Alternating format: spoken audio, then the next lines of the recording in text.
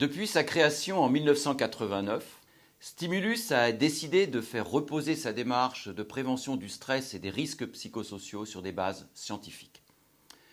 Trop souvent, en effet, ces problématiques sont abordées de manière affective, voire idéologique. Affective, émotionnelle, on peut certes le comprendre quand il s'agit de souffrances d'individus, de drames humains pouvant aller jusqu'à des suicides au travail, mais peut-on apporter aide et solutions par la seule empathie? Idéologique ensuite.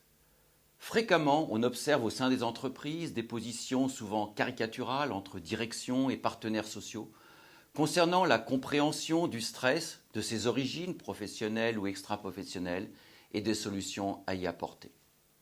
Rigueur et méthodologie ont donc été les seuls critères pour guider nos actions d'évaluation, de prévention et de gestion, et ce depuis l'origine de Stimulus.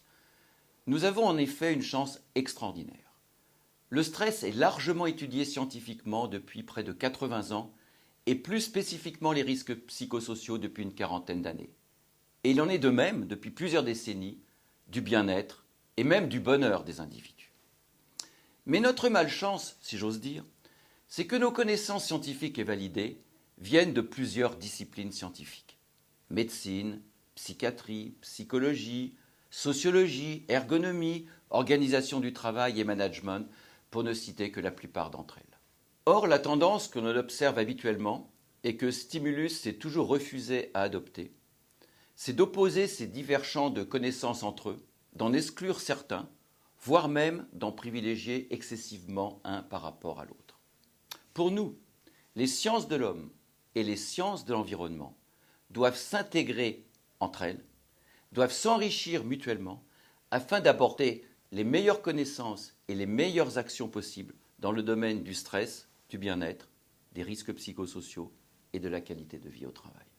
L'approche globale, qu'historiquement et en tant que leader dans son domaine défend Stimulus, c'est non seulement de couvrir les thèmes dans leur ensemble et leur totalité, les évaluations, les diagnostics, les actions de réorganisation de l'environnement, les formations des individus et des managers, mais aussi d'utiliser rationnellement toutes les connaissances scientifiques à notre portée dans ce domaine.